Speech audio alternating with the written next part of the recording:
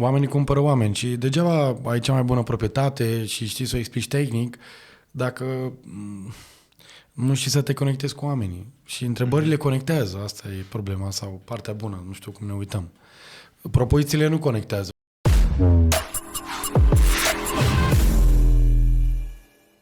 Salutare, salutare! Suntem la un nou podcast săptămânal, din nou cu un invitat special.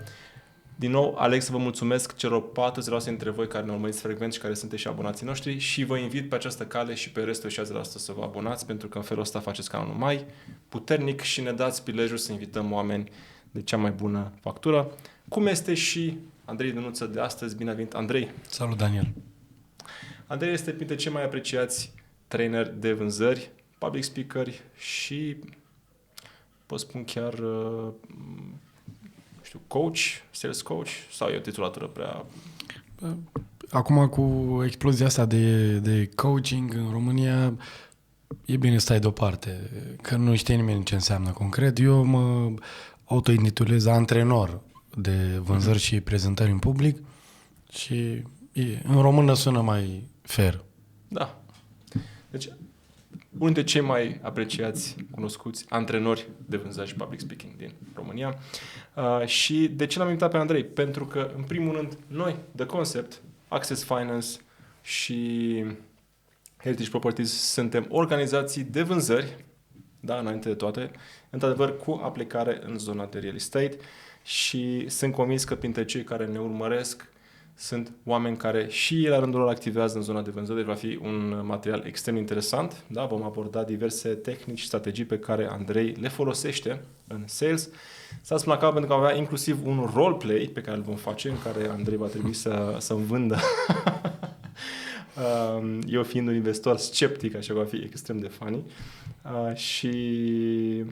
Cred că va fi un podcast extrem de valoros. Așa că, Andrei, sunt foarte pragmatic, o să intru direct în treabă și tu cunoști industria imobiliară pentru că am lucrat cu diverse companii din domeniu. De reținut că Andrei lucrează cu companii și companii dintre cele mai mari din România, da? Așa că are suficient de mult knowledge ca să poată să-l împărtășească cu noi, să vedem și noi unde avem aceste puncte oarbe. Din punctul tău de vedere, după experiența pe care ai avut-o, care sunt top 3 greșeli pe care vânzătorii sau consultanții din industria noastră, din real estate, le fac atunci când vând? Că vând un apartament, că vând un teren, că vând, un deal de investiții și așa mai departe. Tu ce zici? Răspunsul meu s-ar fi schimbat în ultimii ani, de la an la an, dar acum sunt foarte clar cu acest top 3. Poate în ordinea asta, poate în alta, dar un top 3 cred că ăsta ar fi. 1. Faptul că, deși în școală nu ne plăcea să ne facem temele, în vânzări este obligatoriu. Prima greșeală este că consultanții de vânzări, agenții de vânzări nu își fac temele în registrul clientului. Uh-huh. Ce înseamnă concret treaba asta? Înseamnă că ei tratează majoritatea conversațiilor, discuția numărul 74, 75, 76. În continuare trăim în școala asta veche cu always be closing, vechiul ABC, always be closing, și atunci nu prea știu să spună despre cei pe care îi sună sau pe care urmează să-i întâlnească cel puțin la fel de multe lucruri despre ei cât știu ei despre ei. E un paradox. Sigur că e o metaforă, că nu pot să spun eu mai multe lucruri despre tine decât știi tu despre tine. Pe de altă parte, dacă înțeleg esența, pot să-mi fac temele despre tine, despre companie, despre piața în care tu activezi, despre istoricul tău ca om, ca, nu știu, că ești pasionat de fotbal, că ești pasionat de, fizică cuantică. Lucrurile astea mă ajută să înțeleg cam de unde să abordez lucrurile ca să aibă sens pentru tine, că pentru mine oricum au. Deci primul punct, lipsa de pregătire în registrul celuilalt, atenție, nu, că oamenii zic, păi m-am pregătit. Păi ce-ai făcut? Ai mai repetat o dată produsul? Păi pe ăla știi. Ce să mai repeți? Singurul antrenament care contează este antrenamentul despre celălalt. A doua greșeală este că oamenii vorbesc, în special în prima parte a conversației, mai mult decât pun întrebări. Și Eu de-a lungul timpului am vândut doar produse scumpe în banking și după aia am antrenat business-uri în cele mai scumpe industrii și am înțeles că calitatea întrebărilor este esența în procesul de vânzare. Adică în imobiliare, dacă vorbești primul, sigur duci gunoiul, așa se spune, în momente cheie cine vorbește primul duce gunoiul, iar clar, deschiderea partidei e unul dintre momentele cheie într-o discuție și atunci valoarea proprietății îți dă valoarea întrebărilor și atât cantitatea cât și calitatea întrebărilor. Dacă ai o proprietate de 200.000 de euro, trebuie să ai întrebări de 200.000 de euro, dar dacă ai o proprietate de 1 milion, îți trebuie întrebări de 1 milion de euro.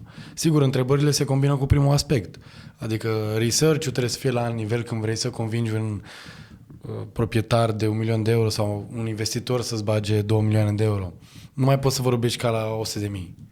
Deși produsul poate că tehnic e același. Tot o proprietate e, tot o investiție după caz, dar se schimbă câtă valoare ai nevoie să pui pe masă. Și atunci nu poți doar din discuții cu punct. Ai nevoie de întrebări care să-l facă pe cealaltă să gândească, să se implice emoțional, să aibă revelații, să zică, bă, interesant, nu m-am gândit niciodată la treaba asta. Asta e o întrebare bună. Acum, care sunt întrebările bune? Sunt unele clasice și altele care țin de unicitatea domeniului, evident. Sunt întrebări de genul ce e important pentru tine atunci când puncte, sau poate la voi când merge un consultant să se împrietenească cu un proprietar, o întrebare bună ar fi unde ați copilărit? Pentru că omul zice, păi am plecat de mult din Galați, ce tare, unde e cel mai tare clienții ai mei din Galați, e din Galați, unde mai exact? Păi lângă teatru din Galați, perfect. Adică oamenii cumpără oameni. Oamenii cumpără oameni și degeaba ai cea mai bună proprietate și știi să o explici tehnic dacă nu știi să te conectezi cu oamenii. Și întrebările conectează, asta e problema sau partea bună, nu știu cum ne uităm. Propozițiile nu conectează, propozițiile doar spun că 2 plus 2 fac 4. Ceea ce e important. Se pare foarte mișto punctul tău de vedere. Tocmai pentru o experiență, la proprie experiență, cu un doctor de curând. Și că nu prea-ți dorești experiențe cu doctori, dar mai ales de ziua nici pe o parte, nici pe alta. Nici când ești pacient, nici când îi vin ceva. Exact. Și, eram obișnuit, doctorii știi, ce te întreabă, ce vă doare? Sau ce durere aveți? Și încep și îi spui, știi? După aia spunea, păi e clar, aia. Și începe și îți prescrie. Dar după ce m-a întrebat acest doctor, nu o să dau numele neapărat, că nu o să fac publicitate, apropo de întrebări de 100 de K, de 100.000 versus întrebări de 1 milion. Ăsta era un doctor mai scump, în mod cert. Și după întrebarea normală pe care te supui, pentru că asta e natura meseriei, ce te doare sau care e problema, m-a întrebat după cum erau părinții tăi, cum erau bunicii tăi. Te-a scos din tipare. Da, eram absolut bulversat, adică nu prea înțelegeam sensul întrebării, știi? Și a văzut că ezit și pe aia mi-a explicat. Pentru că vreau să văd un pic care este sursa, care este rădăcina ta genetică. Știi? Fiind o problemă, să zicem, poate un pic mai complex decât una normală. Și mi-a plăcut, ce să vezi. A fost cea mai lungă consultanță la care am fost, tot am stat 3 ore. Da, și posibil și cea mai scumpă care să merite banii. În final, mă crezi că am dat cu atâta drag banii pe care am dat, adică mi s-a părut absolut minimal. Absolut. Și ce ai spus tu se aplică inclusiv în viața noastră de zi cu zi, atunci când mergem la un restaurant și știm foarte bine că doamna Kellner trăiește din bacșiș. Și unii se comportă ca și cum e for granted și sunt acolo ca la, nu-ți dau nume, ca la instituțiile publice, la modul de spuneți, n-avem, în fine. Și alții îți iau banii cu drag și îi dai cu drag și îi spui, bă, ce merită 20%, nu 10%. De ce? Că tu știi că oricum trebuie sau în fine, vrei să dai, dar omul și-a și câștigat treaba asta. Și atunci, până la urmă, nu e niciun trebuie, cumva cu ghilimele, că asta e industria, dar bacșișul ăla este câștigat mai degrabă de chelnerii buni decât este dat de oameni. E o diferență. Așa este. Că nu te obligă nimeni. Adică poți să zici, bă, știi ce? Am plătit nota, să fie sănătoși, n-au ce să-mi facă. Și ai fi dat, dar consider că nu merită. Vezi, acest merită schimbă valoarea produselor. Că produsele sunt X, adică serviciile sunt Y. Ce facem? O să spunem noi că merită? Știi, e o vorbă dură, dar adevărată, în special în zona de produse și servicii scumpe. O zic de atâtea ori, zic, dom'le, închisurile sunt pline de oameni cinstiți. Oricine e acolo să zică, ce s-a întâmplat, Daniel? Domne, nu e corect ce mi s-a întâmplat. A intrat cu capul în topor. Nu, domne, nu trebuia să fie așa. Evident că toată lumea spune despre el că e cinstit, că nu e din cauza lui acolo. Așa și în vânzări. Toți consultanții spun, domne, noi suntem foarte serioși. Pe bune? Pe dacă ai spus-o, nu mai ești. Ok. Știu că îți sună dur, dar cineva trebuie să o spună. Când spui despre tine ceva, nu mai ești. Sunt două variante. Ori dovedești și rămâne concluzia faptului că, adică pui pe masă un exemplu, o ipoteză în care, iar asta... Ori ai o reputație care te precede. Exact. Da. Și asta duce la o reputație care intră înaintea ta în întâlniri, apeluri, sau a doua, când spun alții despre tine. Când poți să dai drumul la un testimonial sau 10 videouri și tot să spună, băi, recomand pe Andrei pentru că livrează rezultate. Îl recomand pe Daniel pentru că oferă o abordare holistică în imobiliare end-to-end. Whatever. Adică când tu nu mai trebuie să spui, atunci ești lucrul respectiv. Când trebuie să-l spui, înseamnă că pleci din spate. Nu înseamnă că e greșit, atenție. Nu înseamnă că dacă spui că e serios, nu ești. Doar că elefantul e în cameră momentan. Deci asta ar fi a treia greșeală? Nu, asta era a doua. Eram la... Okay. Da, cumva a fost așa, o anexă la treaba asta. Iar a treia este faptul că oamenii, cumva se leagă cu a treia, dar nu era fix asta, faptul că oamenii de vânzări, în special imobiliare, intră și prezintă foarte tehnic și template orice au de arătat acolo. Adică ei zic, ia-ți-mă, ce cu casa asta? Păi așa, perfect, gata. Bună ziua, ce vreau să vă zic? Că avem o casă care face drege. Vreți? Nu, insist. Haideți să faceți o vizionare, haideți să... Adică, și la vizionare, eu prezintă template. Nu există poți să te duci de 10 ori într-o casă cu 10 familii sau 10 clienți diferiți, ar trebui să fie 10 prezentări diferite. Deși casa nu s-a schimbat, este evident. Însă ce se schimbă sunt criteriile de selecție ale oamenilor. Și asta se întâmplă dacă ești bun pe primele două. Că de asta greșelile astea am zis că după ani de zile nu mi le mai schimb. Trebuie să mai întâmple ceva spectaculos. Pentru că toate trei sunt în linie dreaptă. N-ai research, nu prea deschizi cu întrebări, pentru că nu ai de unde să pui content pe masă. Că dacă ai research zici, băi, Daniel, uite, am observat că ții cu CSA Steaua sau știu că... Și vreau să întreb, de unde ți-a venit pasiunea pentru aceste două culori? Și tu zici, bă, interesant, ia uite. Adică intrăm într-o conversație care respectă cele trei criterii. 1. Mi-a făcut temele. 2. Pun o întrebare bună care să deschidă discuția, care să fie despre, nu neapărat despre produsul respectiv, ci care să fie despre tine ca om sau ca investitor sau ca proprietar. Nu trebuie neapărat să vorbim mai lucruri social la început, că eu nu cred în small talk. Eu cred în important talk. Băi, ce e important să vorbim? Unii sunt mai grăbiți și sunt scurși la obiect, alții sunt, băi, și ia să vedem, unde ai copilărit? Te întreabă și clienții, adică nu doar tu pe ei. Și îți dai seama că tu voi să fii mai pragmatic, dar clientul e mai pe...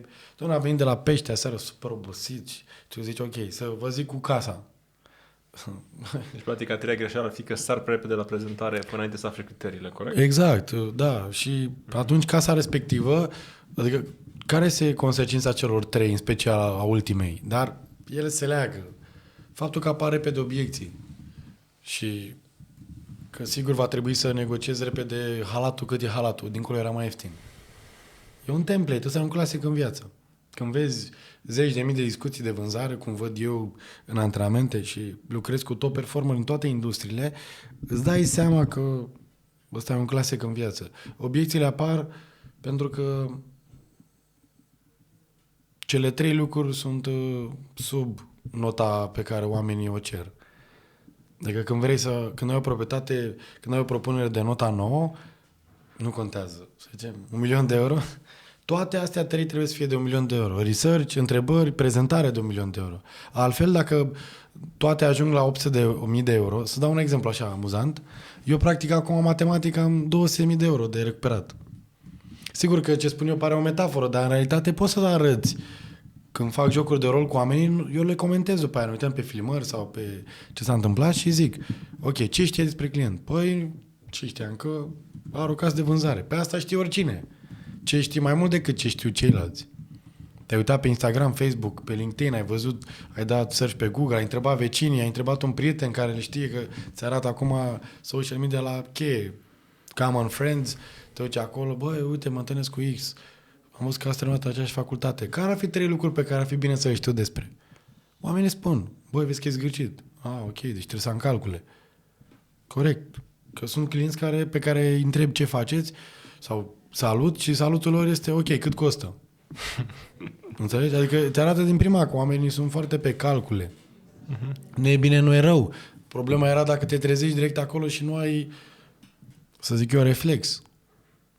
Să nu fii antrenat. Sunt alți clienți care sunt, ce o să zică, băi, ce știi despre X? Băi, vezi că e foarte etic. Dacă ai zis o singură virgulă care nu are locul ei și i-ai zis ceva și nu e așa, poți să fii cel mai bun. Nu te mai caută în viața lui. Ok, deci sunt oameni care țin mai mult la etică, care țin la, nu știu, anumite valori pe care dacă le respecti, nu contează suma.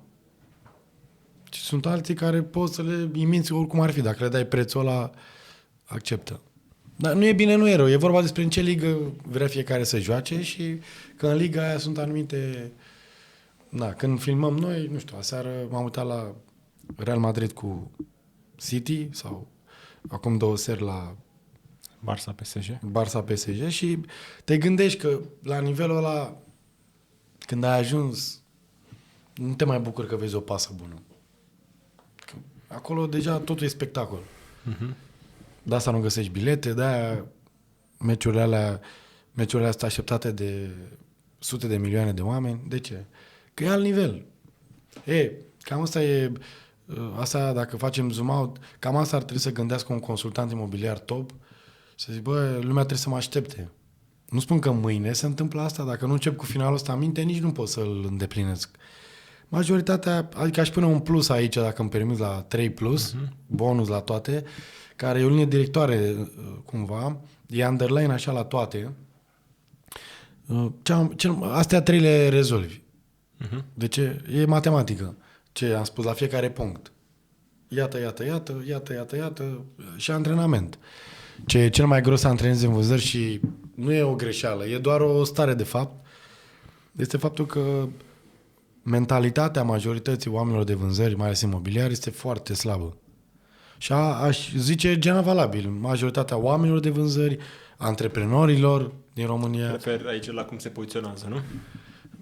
Vorbesc și la nivel de psihic, și la nivel de convingeri, și la nivel de... Și încă o dată, nu e vina noastră. Când te uiți în estul Europei, când te uiți în eu te-am făcut, eu te omor, nu vorbești cu străinii, cât ai luat? Păi am luat 7, pe el a luat 8. Adică când tu ești stricat cu ghilimele din copilărie, când se spune nu mă faci de râs la școală, vezi că mă faci de râs, frate, tu e mai deștept. Când crești într-un context în care școala este ce este, adică e un fel de n-ar mai fi, și confundăm școala cu educația, educația fiind o stare de spirit. Poți să mergi la școală, dar să nu fii educat niciodată. Poți să ai 5 mastere, dar să nu ai educație.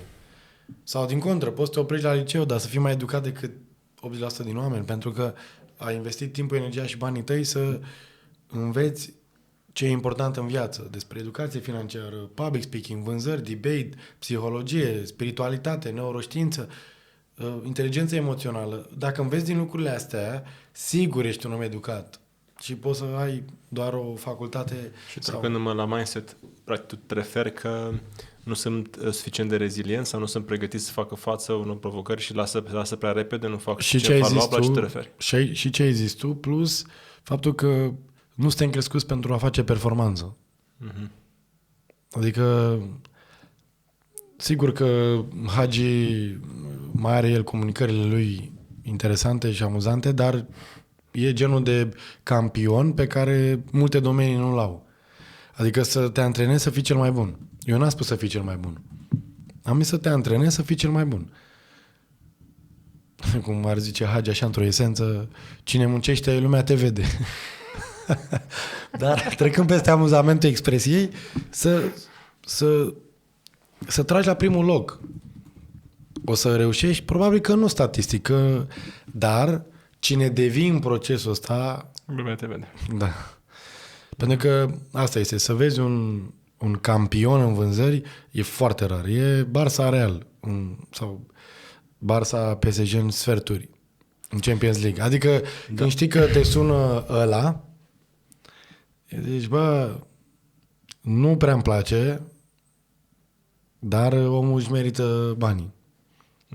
Adică, sincer, eu nu sunt fanul lui Ronaldo, dar n-ai cum să-l ignori.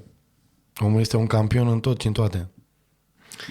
Eu am fost fan Messi, n-am fost Ronaldo. Și eu sunt fan Messi, Da. dar nu sunt fan în totalitate Messi pentru că Messi este un jucător talentat nativ și mai șlefuiește el. Ronaldo este definiția performanței și a antrenamentului și de asta este mai inspirațional Ronaldo. Are atenție, eu nu fiind fanul lui, dar am devenit pentru că e un model pentru oameni și atenție, nu este cel mai simpatic, nu este cel mai iubit, la nivel de, așa, nu știu, smerenie, dar el este iubit pentru ceea ce livrează și pentru că este un model pentru mulți. Da, și sigur că combinația dintre cei doi este fatală, da? Dacă ai putea să nu alegi. În același timp. Noi Da. cred că am trăit cea mai frumoasă perioadă a fotbalului din istoria. Da, fotbalului. suntem avantajați din perspectiva asta. Bine, pe altă parte poți să spui și că, domne, nu l-am prins pe Maradona și pe Pele și pe doar așa, pe ultima 100 de metri, un Ronaldo ăla vechi sau Maradona un pic. Dar vezi, tu ai avut doi campioni în același timp, așa, pe vremea lor, Maradona, Pele, Da, ei au fost mai pe rând așa. Platini, așa, dar n-au fost doi în același timp, au fost Da. generații. Și nici nu am putut să-i vedem cum îi vedem acum, pe Google, YouTube-uri, online, să stai zi de zi, să te uiți. Deci astăzi sportivii nu mai au nicio performanță, nu mai au nicio scuză, să facă performanță.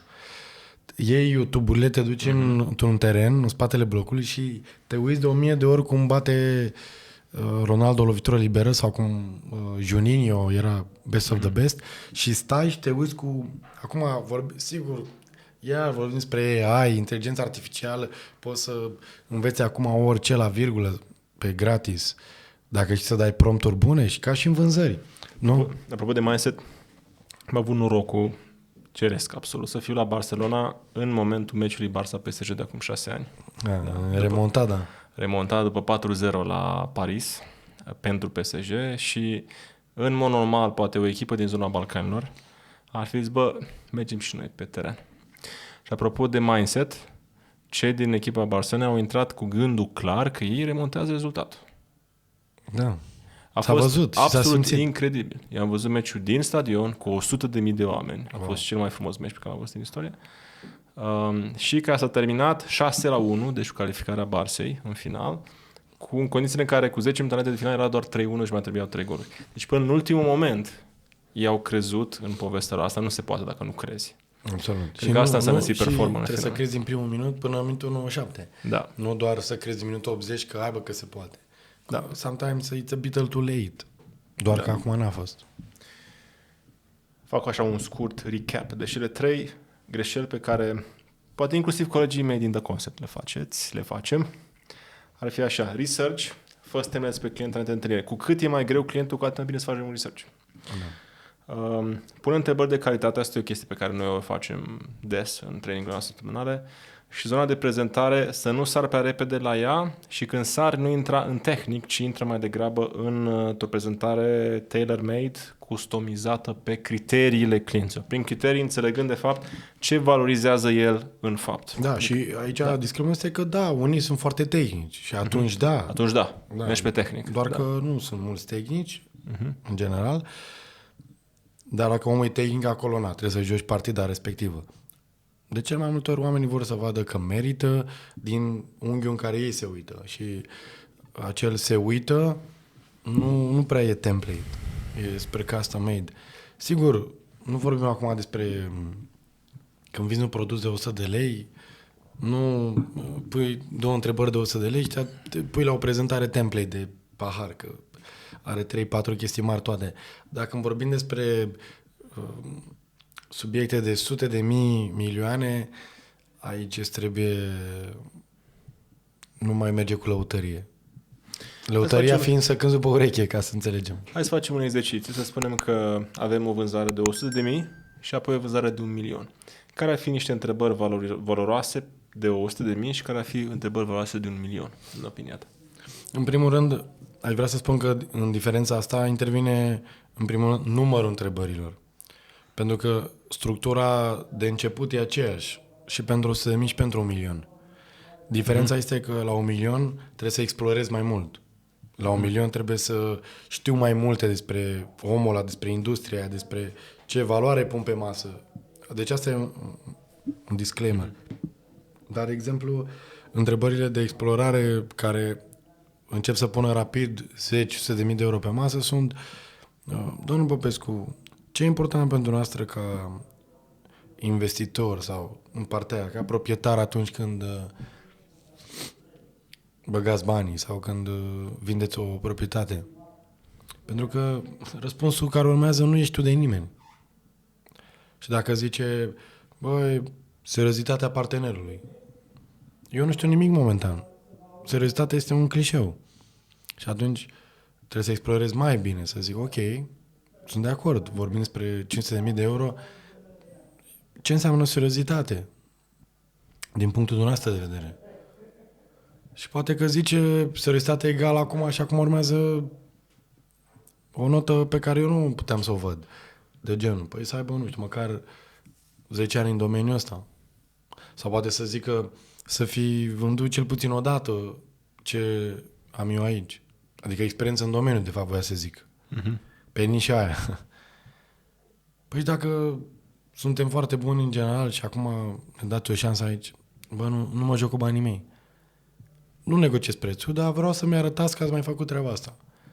Adică acum, cum să zic, e foarte greu să vinzi acolo, nu e imposibil.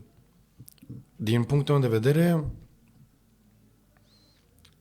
așa, din experiențe și studii pe masele pe care eu le-am văzut, dacă aș da așa un fel de axiomă pe care oamenii să o ia și la care să raporteze, este: dacă nu stai bine pe 2 din primele 3 criterii, n-ai nicio șansă. Poți să ai cel mai bun produs din punctul tău, dar nu e cea mai relevantă soluție în contextul ăla. Deci dacă eu pierd, să zicem, în cazul nostru, nu am experiență pe subiecte asemănătoare, pe nișă, da? Eu am mai vândut case, dar nu am vândut case în Dorobanți. Dar am vândut în zonă, dar nu acolo. Dar omul are piticul ăsta: dom'le, vreau să fi vândut una în zonă de minim suma pe care eu am. Și păi, n-am avut-o. Ok, nu înseamnă că e imposibil, doar că acum nu trebuie să mai greșesc la 2 din 3. La cealaltă 2 și 3 trebuie să recuperezi și primul.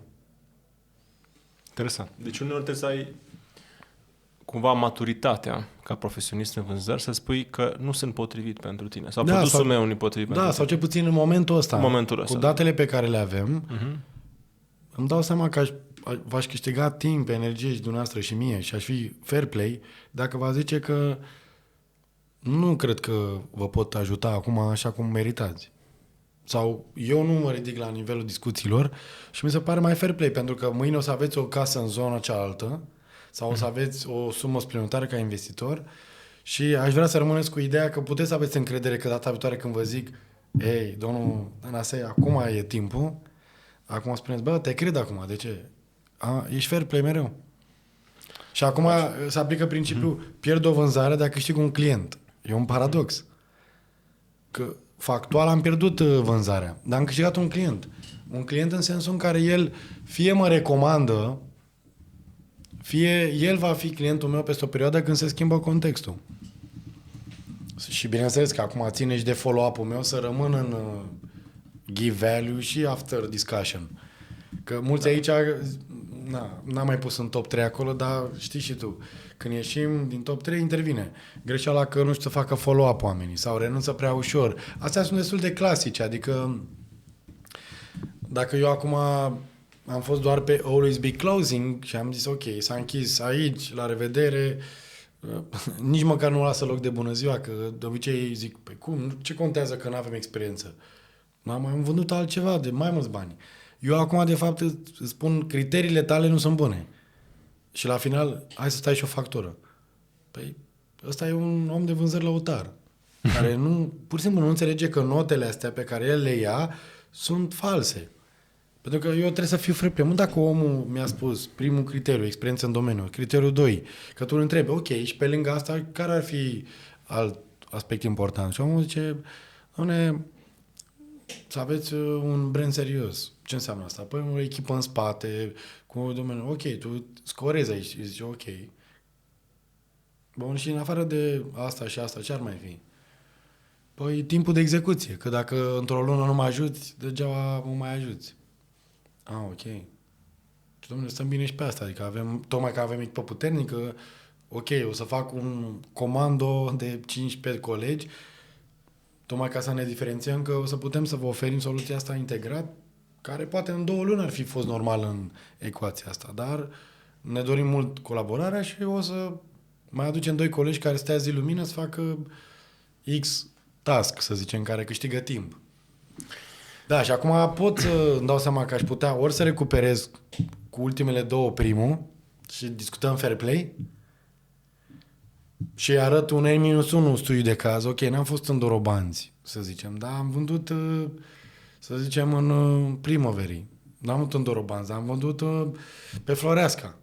E acolo, n-am zis drumul Taberei, nu? Sau Piața Muncii, care sunt alte mării cu alte pălării.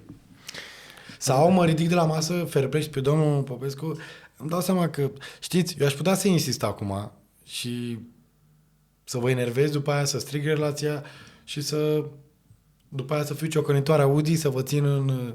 Haideți, v-ați mai gândit și dumneavoastră să vă gândiți de acum că nu mai are sens, dar eu să tot strig cu fiecare apel și intervenție. Deci trebuie foarte multă maturitate și obiectivitate să-ți dai seama că meciul ăsta n-ai cum să-l câștigi și ăsta e ca și cum ai juca, nu știu, X de la noi cu Real Madrid. Nu ăla e un meci important de câștigat. Ăla e doar un meci în care să fii fair play, că trebuie să dai 101% și să înveți ceva pentru viață și să-l ții pentru palmaresul emoțional. Dom'le, am avut discuția aia importantă. Nu m-am bucurat nu m-am tristat că am pierdut-o, ci m-am bucurat că am avut o discuție mișto. Și că am rămas într-o discuție cu un investitor care peste 2 luni, sigur, mă are în telefon acolo, top of the mind. Și eu o să-l mai invit pe la eveniment, o să mai țin legătura. Asta e o bucurie. Dar pentru unii e o tristețe. Păi ce mă, factual, nu am făcut nimic. Da, pentru cei care privesc pe termen scurt. Exact. Dacă vezi pe termen lung, atunci un câștig imens. Sigur, acum și Daniel cred că e și remarcat când faci absolut. așa ceva. Da. Acum, sigur că întrebarea, Daniel, este câți dintre oameni care intră în mobiliare văd mai mult de o lună, 2, 3? Pentru că mulți intră și tu știi mai bine ca mine, nu mă erigez eu în Master of Disaster aici, dar ce am observat este că mulți intră pentru că au auzit pe la prieteni oameni, bă, se câștigă bine. Păi da, ai întrebat în ce condiții se câștigă bine. Că nu e ca și cum ăsta e un domeniu al lăutăriei. Nu e nimic reglementat, o are puls, bagă-l în curs. Adică aici îți câștigi pâinea și îți câștigi performanța din faptul că dacă investești serios în tine în prima parte, după aia vei scoate dobândă. Dar oamenii n-au răbdare. Ei vor lovitura și factura cu hashtag. Și atunci, fix când ajungeau la aur, s-au răzgândit, știi? Că da, înțelegem. Facturi acasă de plătit, sau poate ai piticul din copilărie, uite bă, nu sunt suficient de bun și renunți mai rapid. Nici mediul poate nu te sprijină, că sunt situații în care dacă ești într-o echipă potrivită la Liverpool, te salvează Klopp și încă 20 de jucători buni. Că zic, băi, vezi că fur curent. Aici e, tati, disciplină, ai răbdare, ce te speri așa? Ce-s glumele astea de autobază? Adică, uneori, mediul salvează un om. Dacă el avea totuși un băga și el o fisă în joc. Alteori nu e niciun mediu acolo și dacă ești doar tu și oricum nici tu n-ai experiență, te învârți în cer și poate te-ai născut talent și mor speranță. Știi că mai e și că era un jucător la Rapid, Robert Niță, și el mai intra, mai dădea goluri din când în când, dar nu, se pare că nu-l valorizau la ce era de valorizat și la un moment dat, după un gol important, și-a dat tricoul jos și avea un tricou pe care scria "Sunt bun, dar nu mă vede nimeni". Și mi se pare că așa sunt mulți consultați imobiliari la început. Bă, sunt bun, dar nu mă vede nimeni. Bă, nu e adevărat. Adică, dacă chiar ești bun, în general, în ziua de astăzi, lumea te vede, știi? Adică, cineva pune ochii pe tine, un impresar cu ghilimele, adică un manager bun, un concept imobiliar interesant. Adică nu mori de foame dacă ești meseriaș. Dar oamenii nu sunt buni în general, nu că nu sunt buni, n-ar fi buni în vânzări, nu sunt buni ei ca oameni în general, nu sunt atitudine constructivă, nu sunt smeriți, nu sunt în zona de, da, învăț continuu, sunt aici să contribui. Ei vin școala veche, știi? Să dau 200 telefoane să arăt că nu merge. Și dacă merge, continui. Dar nu mai merge, nu mai suntem în era asta. Problema că nici măcar școala veche, noi n-am avut timp în România să o explorăm cu adevărat. Eu pun ceea ce tu spui și pe seama cumva imaturității societății românești. Clar.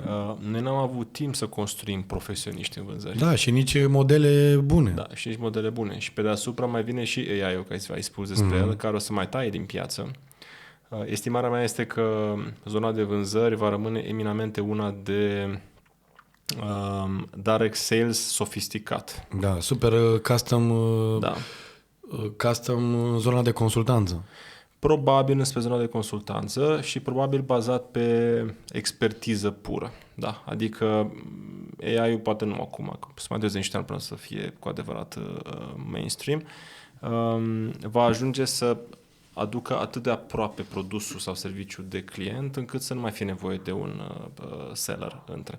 Dar acolo unde AI-ul nu poate să îmbrace este acea empatie combinată cu expertiză. Da. AI oricât de mult avansează, mi-e greu să cred că va deveni vreodată empatic va fi ceva, știi? Adică sunt deja niște adonuri în zona asta, așa, dar nu, că n-ai cum să înlocuiești pe Ionuț care știe să are inteligență emoțională, care înțelege o glumă în context, adică sunt lucruri care sunt greu de înlocuit.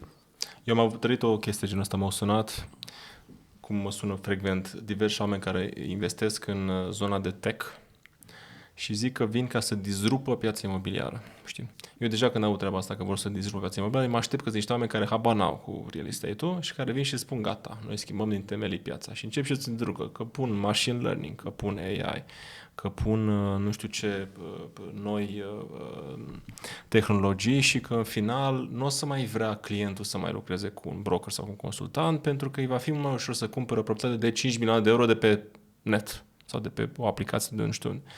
Și răspunsul meu întotdeauna este următor. Te asigur că un om care cumpără de 5 milioane de euro, prin asta înțelegând ceva de valoare percepută semnificativă pentru el, va vrea să aibă pe cineva la un telefon distanță care să-l ajute decât să stea el să piardă vreme să caute, să-și facă research-ul. Cred că la 100.000, ar putea să cumpere direct. Poate la 100.000, deși să știi că de 100.000 pentru România nu e o valoare mică. Încă. Da, acum mă refer în contextul a 5 milioane, adică comparativ. Da. Comparativ, dar uite, Tesla vinde mașini și de 100.000 de euro online. Hai că poate 100.000 de euro se poate, dar de la 2 în sus, la nivelul actual al economiei românești, deja prefer să ai pe cineva pe care să suni. Normal. Și nu că n-ai găsit informația, că o găsești. E vorba despre să ai încrederea că bei o cafea 5 minute cu cineva care îți traduce din română ceva ce tu nu vezi. Exact. Că și apropo de punctul 3, de greșeala numărul 3 de prezentări tehnice, răzătoarea spre răzătoare, știi? Cum era video ăla, dar problema este că nu mai avem probleme de romgleză sau chestii genul ăsta, că publicul peste medie înțelege. Problema este că nu traducem din română în română. Și aici cred că cine înțelege ideea asta va deveni un consultant scump. Pentru că asta, de fapt, rezumatul a ceea ce am zis eu este oamenii vor fi plătiți mult dacă reușesc să traducă din română în română pentru ceilalți ce înseamnă oportunitatea. Plecând de la criteriile de selecție, plecând de la cum e omul ăla în lumea lui și să zic că, Daniele, fii atent, pentru felul tău de a fi, pentru modul tău de viață, iată de ce îți recomand asta. Iar celălalt Daniel poate este mult mai X și zice, uite, am în vedere cum te știu eu pe tine, am în vedere ce mi-ai spus, în ce vrei să bagi bani, cum îți alegi tu viața, cum îți alegi tu pasiunile și felurile tale de a fi, îți recomand altceva. Pentru asta, că așa ambele povești erau pe net, ambele, vorba ta, investiții și de 100.000 de 5 milioane pot fi pe net.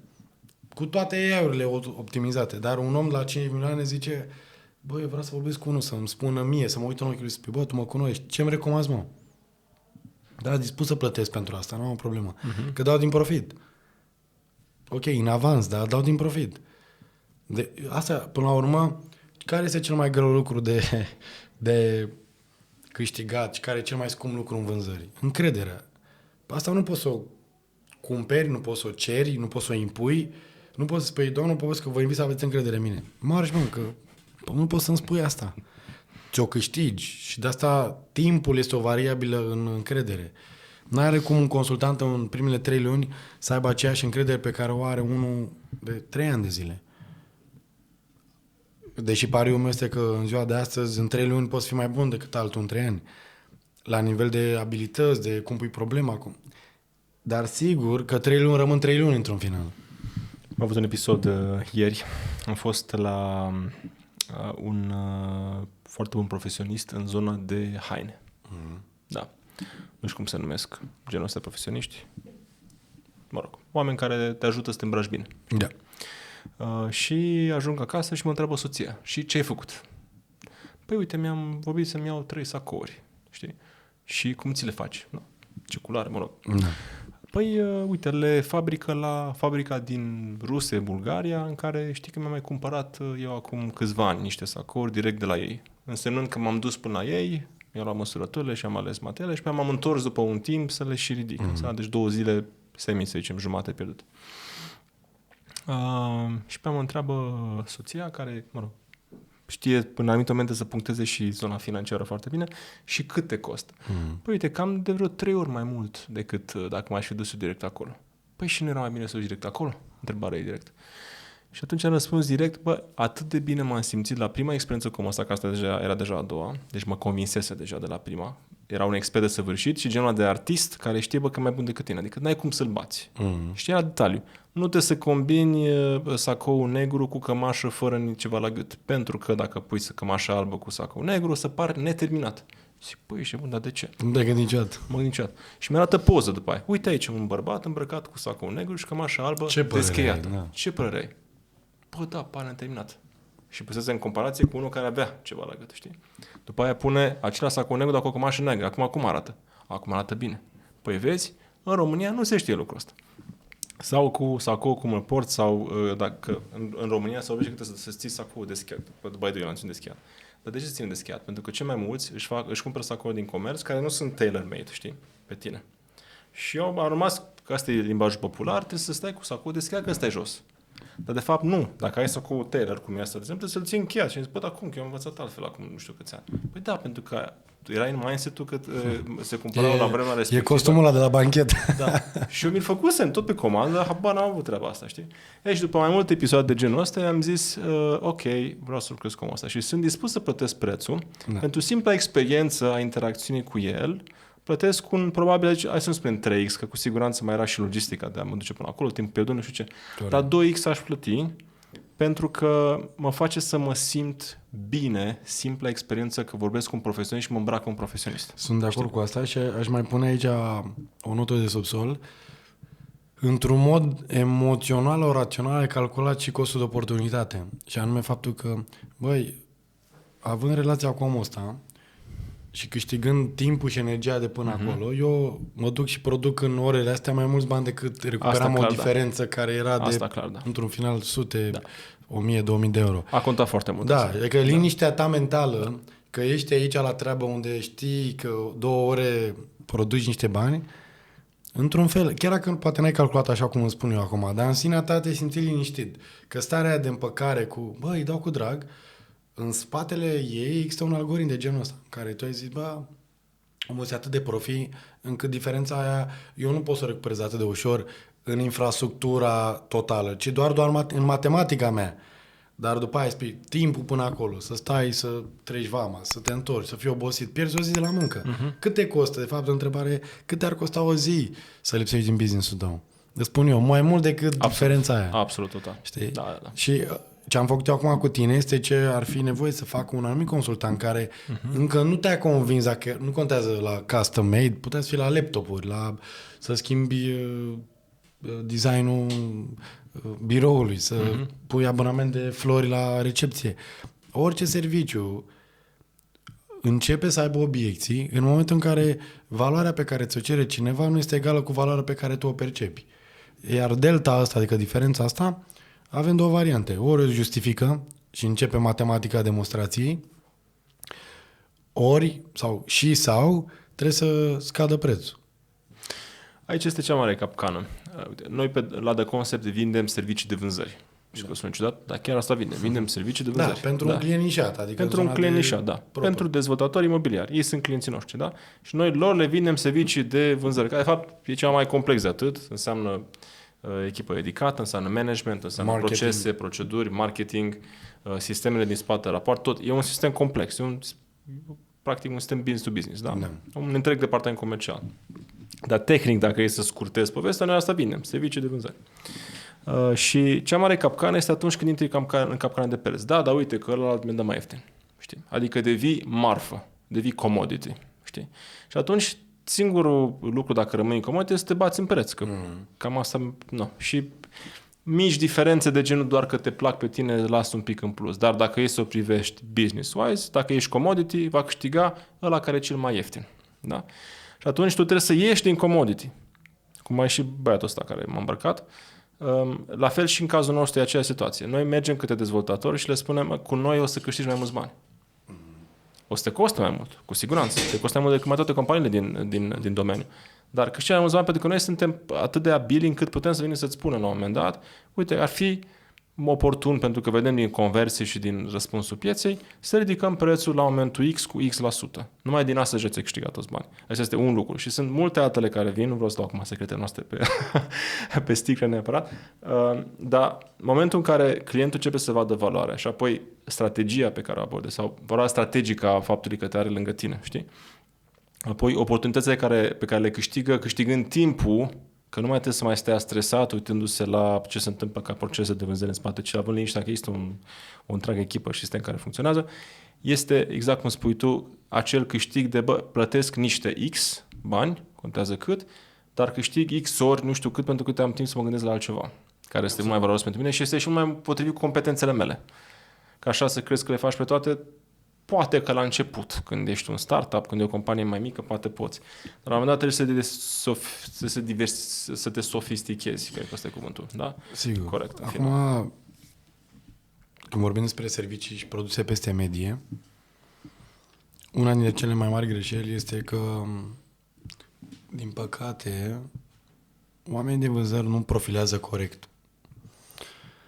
Atunci când vinzi un Mercedes, să zicem, doar de amorul exemplului, și nu-ți dai seama în timp real sau înainte că ai o discuție cu cineva care vrea să cumpere maxim Renault, nu contează brandul, mă refer la diferența de valoare acum, atunci you have a big problem. Pentru că o să intri într-un joc care te va costa foarte mult timp și energie, o să stai niște follow-up-uri irelevante, iar ce la final ai pierdut timpul și energia de a fi lucid, să te întâlnești cu un om care chiar vrea să cumpere Mercedes, chiar dacă tocmai a plecat de la BMW și vrea să fii bun, să faci o diferență în discuția respectivă, să vorbești pe diferențiator, să înțelegi povestea și da, pe la poți să-l convingi. Dar să convingi un client de la Renault să treacă la Mercedes, nu. Și mulți oameni de vânzări nu-și dau seama de situația asta din overview și stau mereu în zoom in și zic, păi am vorbit Daniele, dar nu vrea, uite, nu știu. Păi, da, dacă nu-ți dai seama că nu trebuia să ajungi să afli că nu vrea. Asta e, avem o mare problemă cu avatarul de client. Nu Aici, mulți înțeleg... deja te-ai dus către zona de servicii sau produse super specializate în care ajungi să cunoști destul de bine profilul de client. Eu aici am un debate pe subiectul ce faci atunci când e mai greu să setezi un avatar foarte clar. De exemplu, ai un produs, aici încă ne întoarcem la imobiliare la noi, da?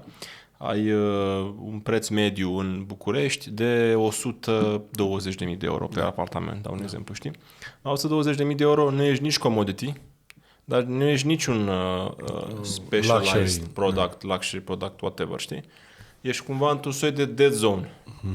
Nu, e și dintr-o parte și într-alta, știi? Și acolo trebuie să muncești pentru ambele capete, cumva. Trebuie să fii capabil să vezi și să miroși clientul, în același timp să fii capabil să-ți depășești totuși prejudecata asta că tu știi să miroși foarte bine clientul, pentru că cu siguranță, fiind și o doză mare de clienți care nu poți să-i miroși, dacă faci follow-up pe ei, o să încrizi mai mult.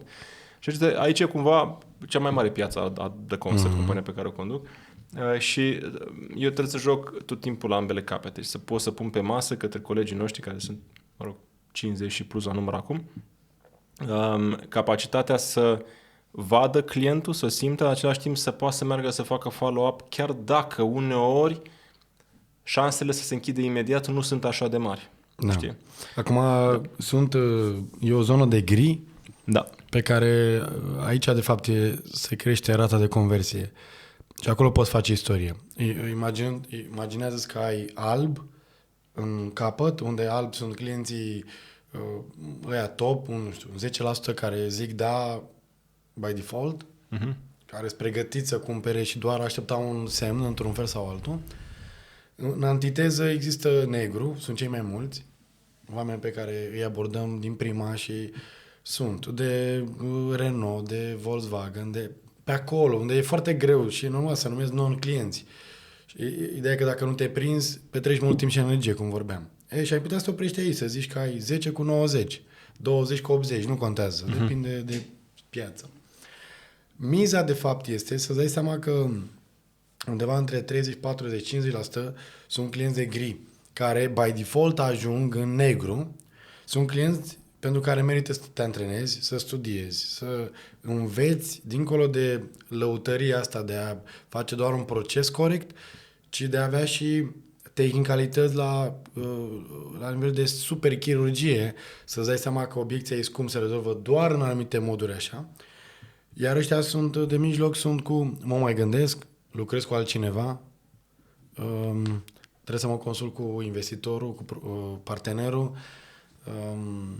reveniți peste o lună. O parte dintre ei sunt de alb, doar că trebuie să muncești, adică acolo trebuie să fii ca Federer, Nadal, Djokovic. Endurance. Trebuie să fii și psihic bine, și fizic, și tehnic, nu doar unul dintre ei. Da. Pentru că o parte se va duce automat către negru, adică n-ai pierdut nimic, oricum era acolo.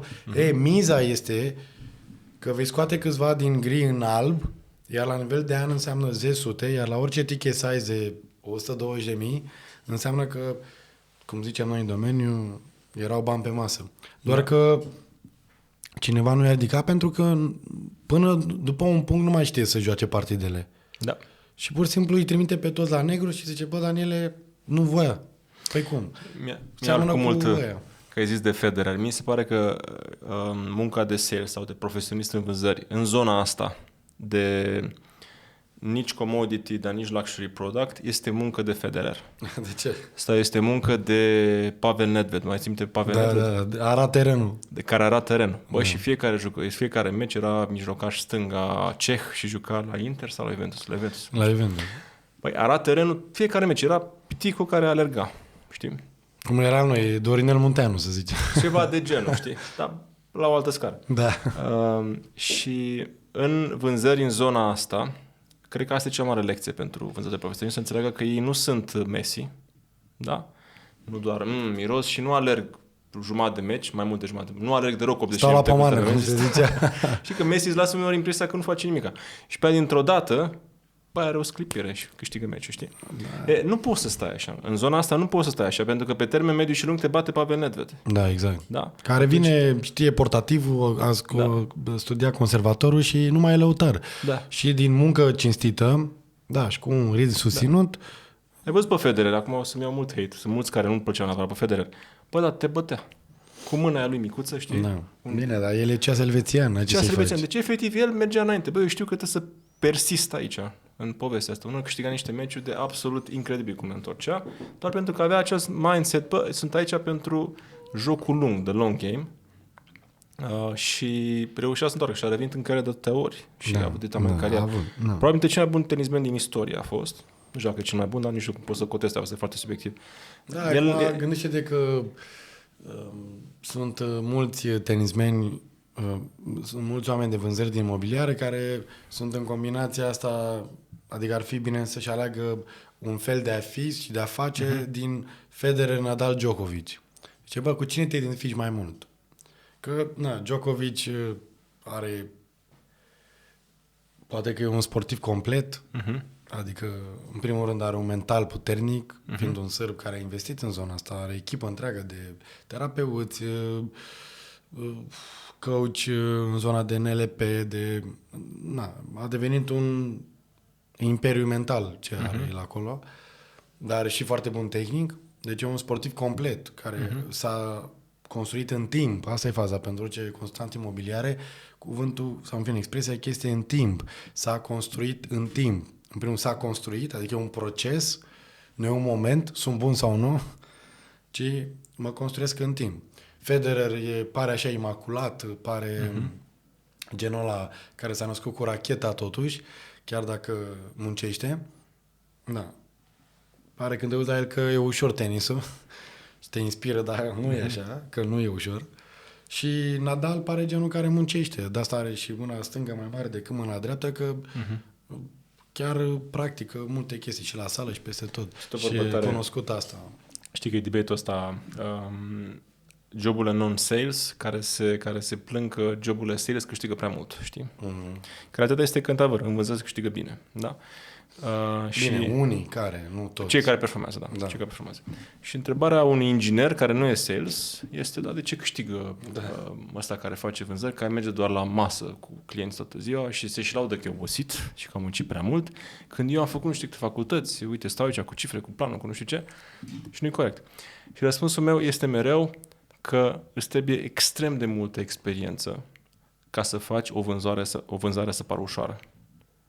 Munca aia din spate, chiar dacă nu e una inginerească, e tot una inginerească în final, absolut, de fapt. Pentru că înveți enorm psihologie, tehnică, expertiză pe domeniul tău, toate mecanicile astea de obiecții, întors, gaining trust, closing și așa mai departe. Chestii care, sunt pe urmă tot tehnică. Absolut. Și dacă să te gândești, cine ajunge la nivelul în care tu vorbești, nu mai este doar un om care este la masă. Adică asta pare așa din exterior ce se vede, dar în realitate e cum zicea Messi, știi? Mi-a luat 20 de ani să am succes peste noapte. Bravo. Știi? Da. Oamenii n-au văzut 20 de ani, au văzut doar a doua zi. Și zicea, uite, nu, a ieșit la o masă și a făcut un deal de 300.000. Păi da, ca să ajungă la masa aia să iasă lumea ușor cu el, omul ăla, vorba ta, gaining trust ani de zile, știi? Și această încredere, sigur că un inginer oferă prin faptul că face o construcție care va stabili, va face istorie. Doar că sunt câțiva ingineri care semnează niște opere de genul ăla. Majoritatea doar fac o muncă de telesales cu ghilimele, ca să facem comparații. Adică sunt mulți ingineri care câștigă mult mai bine decât oamenii medii de vânzări sau slabi, dar există și oameni top performant de vânzări care câștigă mai bine decât majoritatea inginerilor. Dar la orice nivel, cineva a dat ceva la schimb să ajungă acolo. Eu nu am întâlnit în viața mea, as we speak, în 2024, un top performer pe bune, nu bișnițari, nu combinatori care au făcut odată ca niciodată. Nu, n-am întâlnit în imobiliare, auto, banking, asigurări, ce vrei tu, în zona asta de exemple clasice de vânzări care să ajungă top performant for real și să nu fi construit ceva în spate. Nu, așa, da, peste noapte am întâlnit, dar și peste noapte au plecat. Exact cum se întâmplă și în politică și peste tot. Adică unde e odios subiectul, dar și acolo e la fel. ăia pe care îi înjurăm cel mai mult astăzi în politică, de bine de rău au rezistat. Înseamnă că dintre toți nenorociții sunt cei mai puțini nenorociți, că toți sunt, cel puțin ce vedem noi. Și atunci și în vânzări la fel. Și uite, o să-ți dau, dacă îmi permit să zic, un banc. Te rog. Apropo, care sumarizează discuția noastră și ce înseamnă un brand personal puternic. Un client se duce la un magazin să-și cumpere un papagal. Ce bună ziua, vreau și un papagal. Da, avem 3. Spuneți. În față era cel mai mare. Cel mai colorat, avea vreo 6-7 culori. Și ce bine, domnule, hai să întrebăm. Cât e ăsta mare așa și frumos? Păi ăsta e 5.000 de euro. Dar ce face, domnule, de bani ăștia? Păi ăsta recită din Eminescu. Am înțeles, da? Nu e... În spate era unul mai mic și cu mai puține culori. Și zice, da, ăla din spate, cât e? Păi ăsta e 20.000 de euro. Păi e mai mic, e mai... Ce face domnule ăsta? Domnule, ăsta știe și 3 limbi străine, înjură și soacra, adică e foarte versatil. Am înțeles, domnule, dar nu e relevant pentru ce vreau eu. Și mai în spate era unul mai mic, așa. Avea el penele pe el, nu prea colorat, dar așa o atitudine mișto și... Dar ăla mic din spate cât e? Ăsta crezând că e cel mai mic și cel mai ieftin. Să ia și el papagalul. Și ce ăla din spate cât e? Dom'le, dacă prima a fost 5.000, ăsta la 20.000, ăsta e 50.000. Incredibil, domnule. Dar ce face, domnule? Păi asta e problema, că nu mai face nimic, dar toată lumea îi spune maestre.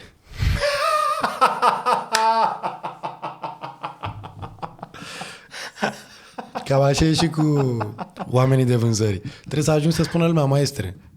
Când spune asta, nu trebuie să te mai prezinți. Nu contează ce costum mai porți, nu contează nimic. Poți să fii mic și pricăjit cu ghilimele, dar e ca în filmele alea cu Bruce Lee, știi, cu antrenorul lui. Mic, așa, de nu dai 2 bani. Dacă începe să dea din mâini și din picioare, te face de n-ai înțeles nimic. Cam asta e povestea. Știi că nu e suficient să te uiți la filme cu Bruce Lee ca să știi karate. Da. Fain. Deci mi-am notat bancul tău, mi se pare foarte mișto. Ce vreau să spun este că foarte mulți oameni vor centura neagră în vânzări, dar nu sunt dispuși să muncească pentru centura neagră în vânzări. Da. Și ce am zis eu până acum, și bine, și tu pe altă parte, plus ce n-am vorbit încă în timpul limitat, sunt lucruri care necesită foarte mult antrenament. Și oamenii nu sunt dispuși. Oamenii vor lovitura și factura, repede, pac, vreau să văd că fac bani. Păi nu vrei să vezi că depui un capital social și după aia depui în continuu și la un moment dat o să bași cardul în bancomat și o să scrie ceva acolo? Că momentan o să scrie fonduri insuficiente. Că n-ai băgat nimic. Nici timp, nici energie. Vrei doar să scoți. Pe niciun card nu e nimic. Hai să duci să le spunem și celor care vor să scoată repede ceva. Da. Și să le spunem, Andrei, 3 lucruri, să zicem, care pot fi făcute chiar și de cei la început în vânzări, ca să aibă o accelerare a creșterilor și o accelerare și a rezultatelor.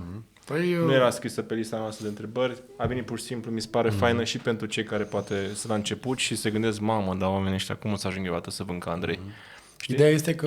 Ce le spune lor? Bă, ești la început, ok, ai drive-ul care trebuie, da? Uite, dacă aș fi ca tine, aș face astea 3 lucruri.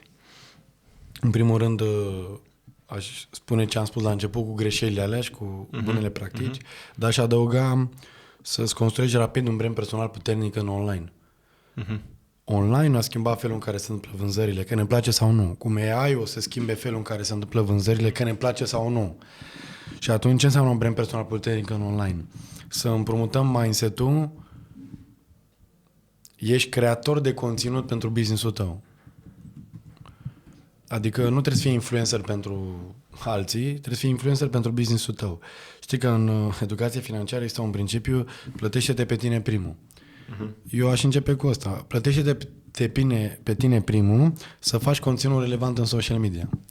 Adică tu ai o întâlnire cu Daniel și zici, Daniel, salut, 5% pentru că vei face 20 postări, una pe zi. Eu te plătesc, ei. Și eu după aia, adică tu, antreprenorul Daniel, vorbești cu creatorul de conținut Daniel. Când începi să gândești lucrurile așa, clar înțelegi și universul premiază faptul că tu gândești ca un giver și premiază acțiunea. Nu te gândești, păi am făcut o postare, mă, am avut 2 like-uri. Păi ce vrei, mă? Hai să vorbim peste 9 luni. Lucru bun la 9 luni. Cum e cu natura, nu? 9 luni. Oricât de dotat ești cu ghilimele, tot 9 luni durează.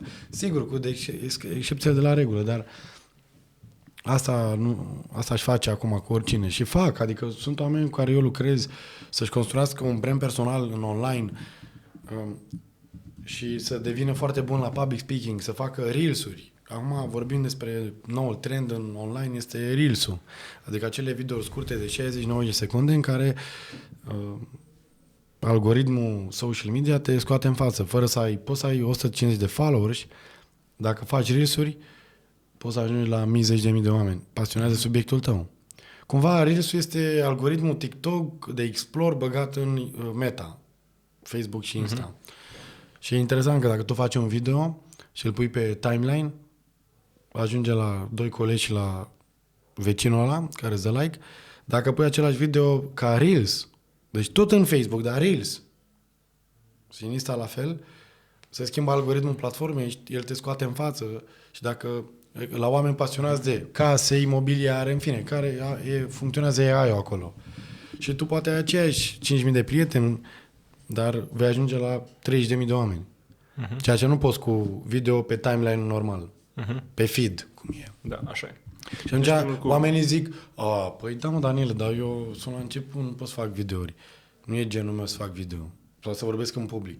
Dar nu te-am întrebat ce gen ești. Te-am întrebat dacă vrei să ajungi la clienți mișto, mă. Păi da, aș vrea. Ok, atunci învață să faci video. Ia o cameră și înveți să faci dragoste cu ea. Ce? Aia e, nu e... Antrenamentul bate talentul în toate. Al doilea, să învețe să vorbească în public. Mă duc acum, sunt la început de drum, mă duc la cele mai tare evenimente și să pot să am un 30-60 secunde de elevator pitch, zicem, antrenez oamenii și în bootcamp-uri de 3 zile și zicem acolo, elevator pitch, 1 minut bridge, vin și te ridici. Dar oamenii nu-și fac minutul ăsta. Să fie creativ, să fie memorabil. Ei doar zic, bună, fac dregam. Deci te-am mai văzut. Normal că intri repede în sin.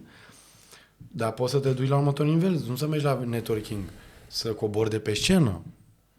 Și atunci ăla e cel mai bun mod de a face networking.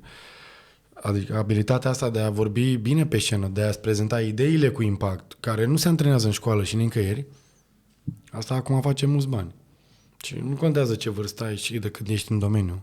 Dacă ești un tip serios sau un om serios, nu contează sexul, atunci ai șansa din studiu, din practică, din ce vorbim cu oamenii care sunt top performance, zic, băi, vreau în 6 luni să fiu doxă și să vorbesc pe o scenă.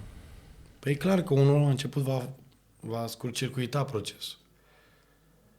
Și după aia, sigur când se întâlnește one-to-one, după aia celelalte, research, întrebări bune, prezintă pe 15 limbi diferite. Cam asta aș recomanda oamenilor. 1. Să-i dezvolte un brand personal puternic în online, pentru că nimeni nu trebuie să se asocieze cu brandul. Tu ești brandul, orice ai face. Și dacă e la Apple, trebuie să te gândești că... Este un unique selling point excelent. Nu mai poate fi nimeni Andrei Dunuț. Da, chiar dacă eu o bună, sunt Andrei Dunuț de concept. Ok, poate mă ajută de concept. Dacă mă lenevesc, eu voi fi X pentru oameni și în imobiliare. Dacă zic, hei, sunt Andrei Dunuț de concept. Dar eu cumva zic, și sunt singurul specializat pe zona X care vă ajută să... Da, acum eu am construit un imperiu.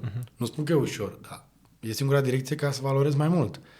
2. Să merg la evenimentele relevante de networking, unde sunt prospecți în sală, unde sunt clienții mei în sală și vorbesc și mă duc acolo să nu mă mai prezint, să mi se facă prezentări din, hei, uite, da, eu ce tare, lucrez cu Daniel. Normal, e mai ușor acum pentru Daniel.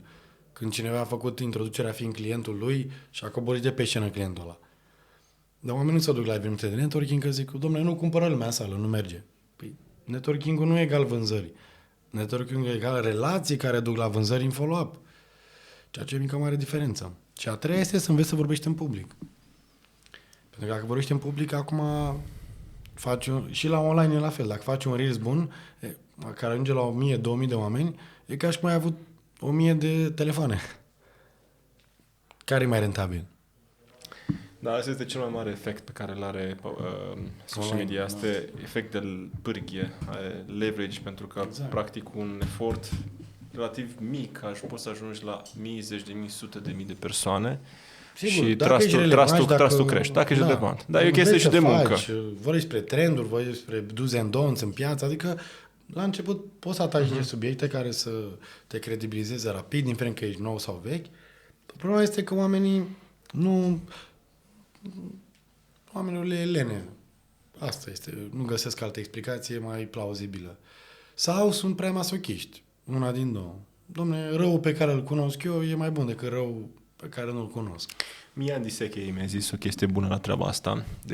De ce oamenii nu fac anumite lucruri, deși este clar, evident. Deci cele 3 lucruri sunt clare. Brand personal, networking, public speaking. Da?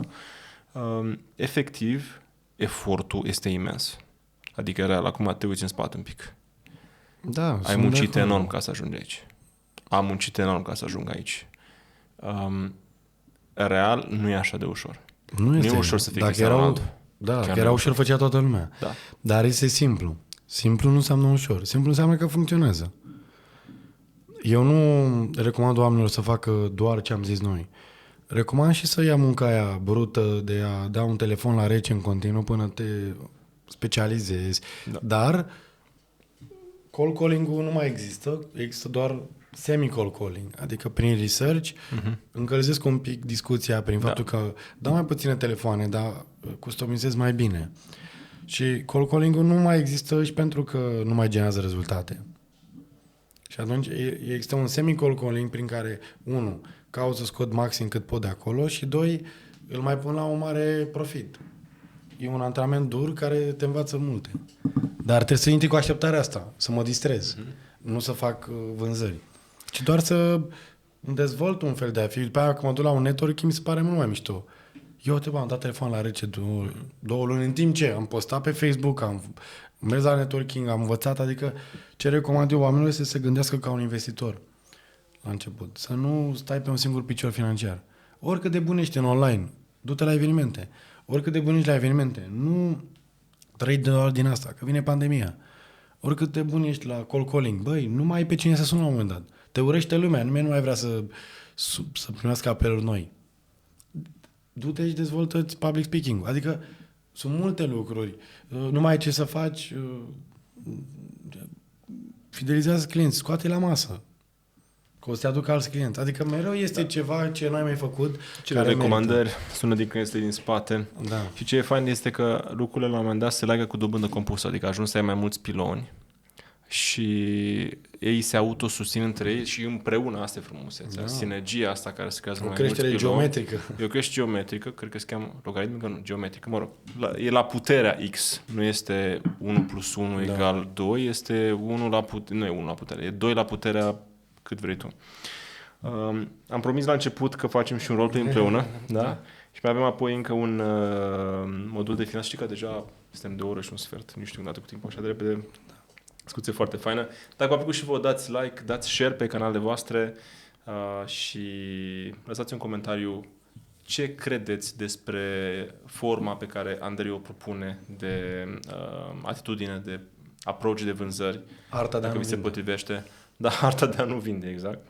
O să mai avem, după ce finalizăm roleplay, care să dăm niște minute, nu stăm foarte mult, să nu plictisim pe cei care nu urmăresc, deci cred că o să fie fun.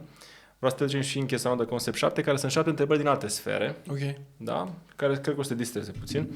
Dar să facem așa. Deci roleplay-ul ar fi, eu sunt investorul sceptic, da? Care vreau să investesc într-un pachet de 2-3 apartamente. Da? Deci nu sunt investor mare. Deci vreo 350.000 pe acolo. 500? Undeva între 300 și 500.000 de euro, să zic. Da? Partea am cash, partea am finanțare bancară. Am vorbit deja cu un broker, cu Access Finance, care avem aici, perete. Sunt în grupul nostru și știu că mă încadrez să iau vreo 2-300.000 de euro de la bancă și eu am personal tot la fel, tot vreo 2-300.000 de euro pe care pot investi. Și acum am ajuns la un proiect în zona de nord a capitalei, da? Și proiectul încă nu există, e doar pe hârtie, da?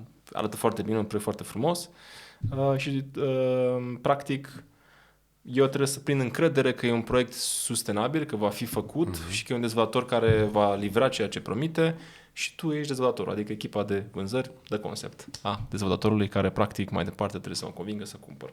Și eu sunt acest, să zicem, Mr. Daniel, da? Mr. Daniel, care vine din Londra, are rude în România și vorbește o română un pic stâlcită. Merge? Da? Da, Ok. cu disclaimerul că la un moment dat o să pun niște puncte, că sunt spații goale de completat. Sunt spații goale, dar fii creativ. Da. Umple-le cum vrei tu, adică Ok. e un roleplay. Da. O să fie fun. Da. Salut, Andrei, mă bucur să te văd. Și eu, da, Mr. Just Daniel. arrived în București. Frumos oraș, frumos oraș. Așa este. Ce-ți place cel mai mult la București? Sau ce ai auzit că ar fi cel mai mișto la București? Îmi place Herăstrău, parc foarte frumos, fete foarte frumoase, da, foarte frumoase, da, să știi, mult mai frumoase ca în Londra. Îmi place vibrația orașului și îmi place că are un pic din Londra prin trafic. Mm-hmm. Da. Noi în Londra suntem obișnuiți cu traficul și aici văd că în București la fel. Da, Same but different. da, same but different, da.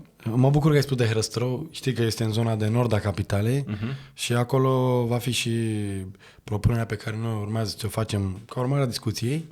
Acolo e cea mai mare credibilitate și cea mai mare întoarcere a investiției pentru cei care vor să aibă 300-500.000 de euro și să îi plaseze în siguranță în domeniul imobiliar. Așa că gând la bucurie și înainte să intru în detalii tehnice, voiam să te întreb ce e important pentru tine ca om care vine în România și face un efort de timp, energie și de câteva sute de mii de euro. Ce e important? La ce te uiți tu când dai drumul banilor? Vreau să fie safe, să fie investiția safe, să știu că mi-am plasat banii undeva ok, da? Și că mi se va întoarce înapoi banii în siguranță și un yield, un randament bun. Și știu dacă zona de nord aduce randamente bune, dar pentru mine cel mai important să știu că e în siguranță. Să știu că I don't lose money, că nu pierd bani. Da, cam asta aș vrea. Și pe lângă asta recunosc că aș vrea să fac parte dintr-o comunitate care să mă ajute să mă integrez mai ușor aici în România. Îți povesteam că străbunicii mei sunt de aici, din zona aceasta și după al doilea război mondial au fugit din România și acum ei au păstrat limba română, da? Părinții mei au vorbit-o inclusiv, de o vorbesc mai greu, dar aș vrea să mă întorc. Simt că ăsta e un loc în care aparțin. Ăsta e un motiv pentru care vrei să te întorci aici, să investești, pentru că ai și o ancoră emoțională. Yes. Interesant. Da. Dăm voie să sumarizez un pic. Mi-ai spus că în primul vrei să fie safe investiția, vrei să scoți și un randament relevant pentru treaba asta și că ai și această ancoră emoțională cu străbunicii, dar și să faci parte dintr-o comunitate. Bun. True. Acum voiam să-ți spun, să te întreb, dacă ți arăt o propunere care îți îndeplinește aceste criterii, ar mai fi și altceva care ne-ar împiedica să colaborăm? Mă, Andrei, eu te cunosc, ești foarte profesionist. Dacă nu ai fi fost, ar fi fost un obstacol. Adică pentru mine contează să știu că iau sfaturi de la oameni care sunt cu adevărat, cunosc foarte bine. Deci o să vreau din partea să fii onest și să-mi spui dacă tu ai cumpărat ceea ce îmi vei propune. Și dacă răspunsul e da, eu am încredere în tine. Sigur că nu vreau să fie atât de ușor meciul, așa că voiam să întreb, pe lângă răspunsul meu, te-ar ajuta să îți arăt ce spun alți oameni din comunitate care sunt expați ca tine? Da. Foarte bun. Da, Okay. foarte bine, da. Bun. O să opresc acum un pic jocul, pentru că acum ai vrea să explic ce am făcut celor de acasă. Te rog. Deci până acum am aplicat... accentul. Aș vrea să spun într-un minut ce am făcut și ce urma să se întâmple. Până acum am căutat să dau spațiu clientului, să intre în conversație, să fiu super atent la orice expresie și cuvânt folosește, să le folosesc și eu, pentru că de obicei oamenii folosesc cuvinte care sunt muzică pentru urechile lor. Am căutat să înțeleg care e motivul pentru care omul ăsta, expat fiind, vrea să investească aici și până să întreb eu mai specific mi-ai răspuns tu, că ai intrat în conversație. Și după ce mi-ai răspuns la întrebarea cheie pe care am și-o la început, ce e important pentru tine ca expat când investești aici, mi-ai dat niște criterii pe care eu le-am sumarizat. Urma să le explicăm un pic, adică tu să mi le explici, pentru că ele au rămas într-un stadiu de clișeu și cea mai mare greșeală mea era să încep să-ți explic imediat ce înseamnă randament bun când tu nu dai nicio cifră, ce înseamnă o investiție safe când tu nu explici ce înseamnă safe. Dar înainte să muncesc, ți-am pus o întrebare de condiționare. Ți-am zis, Daniel, dacă îți arăt o propunere, o investiție care respectă criteriile tale, ar mai fi și altceva care ne împiedică să colaborăm. Și tu aici, sigur că mi-ai făcut viața mai ușoară, să zicem, dar de obicei aici poate să urmeze și, depinde foarte mult și zici, ce spune și soția, că o să vină și ea, ok, apare o nouă variabilă, trebuie să explorezi și acolo. Dacă zicem că nu mai aveam nimic, acum căutam să zic, ok, hai să luăm pe rând. Ai spus safe. Ce înseamnă safe pentru tine? Ai spus randament. Căutam să le explic și apoi să-ți prezint investiția de 300, 400, 500 de mii pentru 3 apartamente, doar din acele criterii, doar pe alea le explicam ca să valoreze 300 de mii sau 500 de mii. Și jucam finalul, vedeam dacă mai sunt obiecții sau nu, dar ai văzut că te-am întrebat nu doar ce spun eu, te-ar interesa să afli ce spun alți expați ca tine în comunitatea noastră. Tu ai zis, da, sigur. Aici deschideam laptopul cu testimoniale sau telefonul, spuneam, uite, hai să arăt, am un prieten din Belgia care tocmai a cumpărat 3 apartamente și mi se pare mai fel să arăt ce spun oamenii care deja au băgat banii în discuția cu noi, nu e doar o ipoteză. Adică deja deschideam o grămadă de teritorii care să fie cunoscute și relevante pentru tine și cam de aici se juca singură partidă. Ideea e să ajungă aici. De acord. Mulți erau, bine ai venit, Daniel, mă bucur, Mr. Daniel, hai să-ți povestesc un pic. Avem o zonă incredibilă aici și de aici oricum începea jihadul. Că începea să turuie, tu erai relaxat, erai la primire și mă țineai tu din conversație, puneai tu întrebările, mă luai cât costă și o dădeai în halatul cât e halatul, mă mai gândesc, hai să vedem. Da, intram în commodity. Da. Și interesant, deci au trecut vreo 3 minute, cred, poate 3 spre 5, da, de discuție. Nici n-a intrat deloc în prezentare. Nu, și nu intram probabil mult timp de acum, dar nu era o matematică, adică intru când simt că când discuția se poartă. Eu, ca să sumarizez, eu sunt jucător de șah, adică una dintre pasiunile mele și joc de mic și acum am învățat că vânzările sunt și viața reprezintă o partidă de șah. Șahul te învață să gândești mutări în avans, să ai deschideri bune și după ce știi teorie în deschidere, se joacă, e o vorbă mare, jucăm la tablă acum. Adică când a ieșit un client cu o idee nouă, că sigur nu le-ai văzut pe toate, spui ok, jucăm la tablă. De asta nu poți să spui nimănui, după 10 minute intră acolo, după 30 intră acolo. Nu, sunt clienți care după 2 ore îți explică despre viața lor și criteriile lor și e fair să fie așa, pentru că poate valorează mult pentru ei să dea 300 de mii și trebuie să simtă convinși. Sunt oameni pentru care 300 de mii sau 1 milion înseamnă rest la ceva și zic ok, știu despre voi, zi repede în 3 minute. Și trebuie să fii bun în 3 minute și cam ai toată treaba cu 1 milion de euro. Și nu mai trebuie să treci până la 2 ore. Dar tu, dacă ești setat să fie template, zici 2 secunde, trebuie să vă postezi măcar o jumătate, 2 ore și pe aia. Mă, ce dom'le, nu am nevoie, vreau 3 minute, la cum ai cunoscut pe mine, de ce să investesc aici? Și atunci nu te apuci să turui, dar îi spui, ok, vreau să știu, îmi folosesc 20 secunde în 3 minute să vă întreb care e cel mai important lucru pentru noastră când băgați 1 milion de euro? Pam, pam, pam, minunat. Iată de ce să lucrați cu noi și 2 minute 40 doar traduc criteriile lui sau ce mi-a spus. Da, e ca ăla cu sell me a pen. Cea mai greșeală este apoi să-i vinzi stilou sau pixul. Ideea e să îți dai seama de ce ar avea nevoie de un... Poate nu e cazul să vinzi. Adică eu vreau să rămână oamenii cu treaba asta.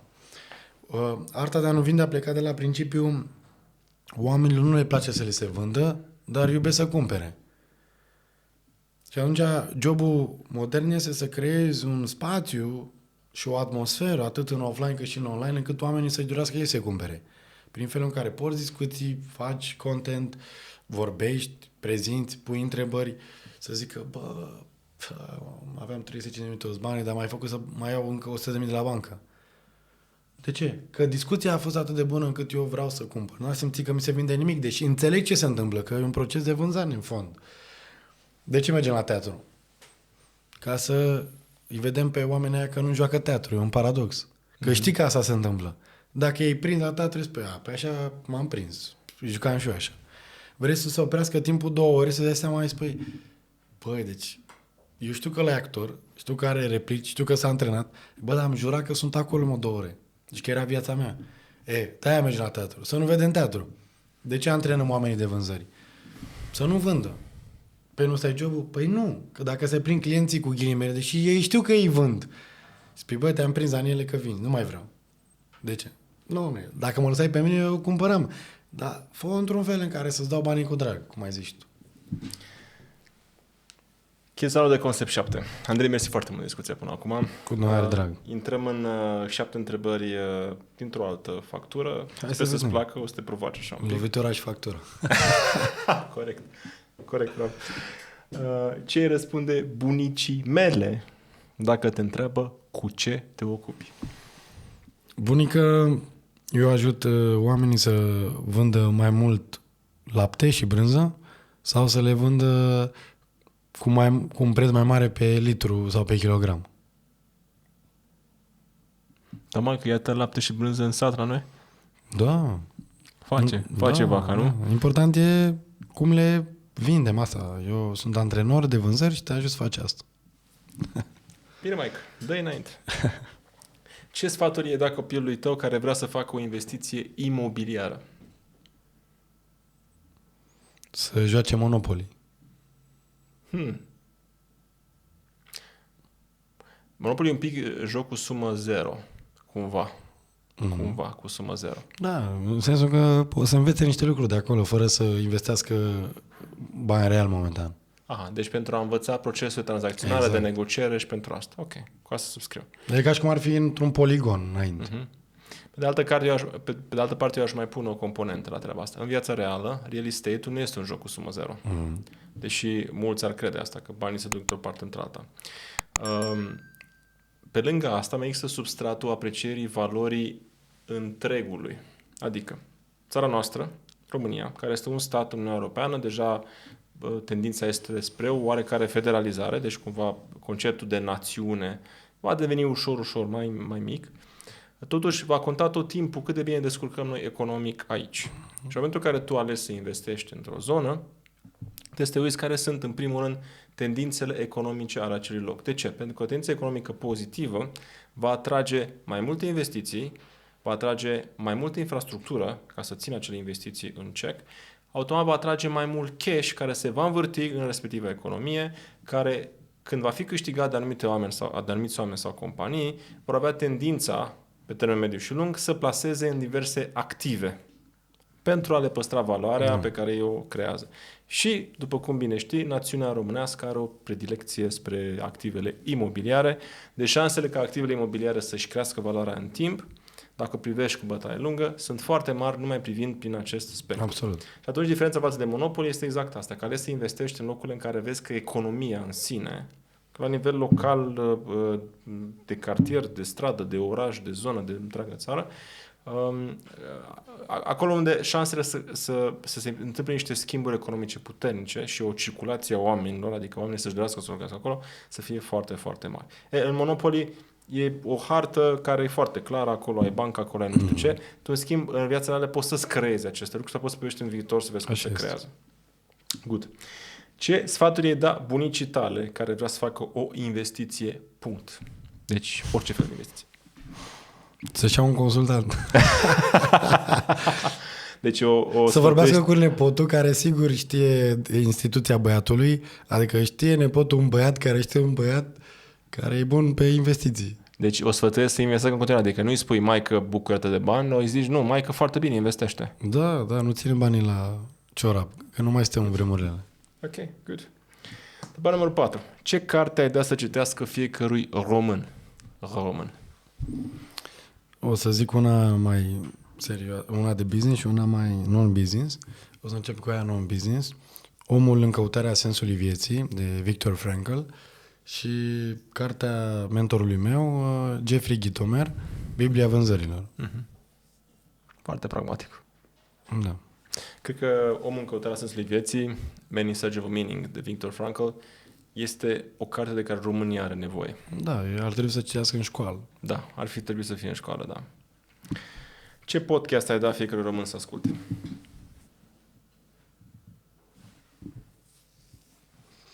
Păi, eu spun ce podcasturi urmăresc eu, că așa nu cred că toți ar trebui, dar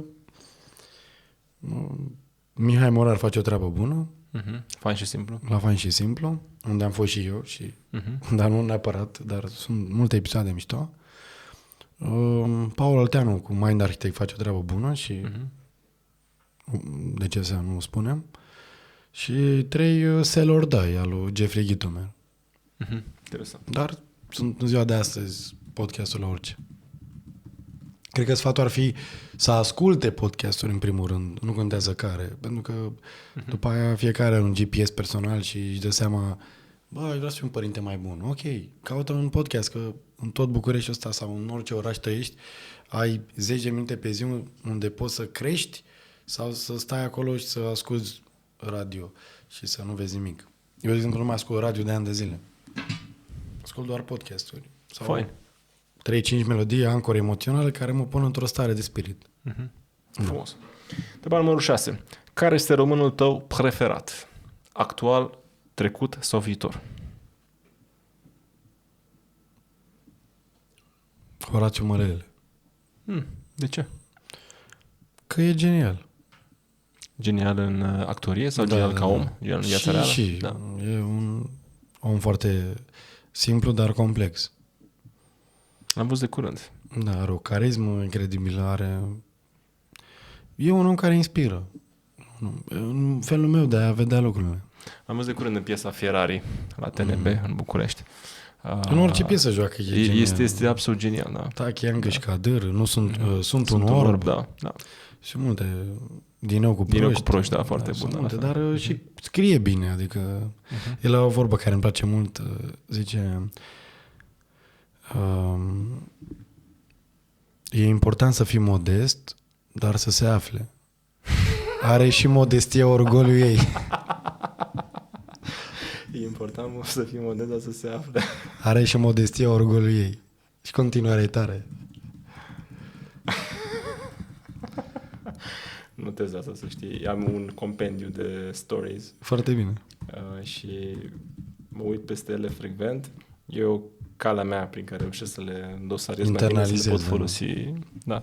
Important să fii modest, dar să se afle, are și modestia orgoliului. Nice. Și ultima întrebare, Andrei. Europa, America de Nord sau Asia? Păi America de Nord pentru cursuri, mai duce acolo ce am fost să mă antrenez. Asia pentru vacanțe și Europa pentru a trăi. Simt așa după vreo, cred că am 20 de podcasturi în care am pus aceste întrebări, că acest răspuns începe să fie linie, știi? Serios? Adică, da. Adică devine așa de clar.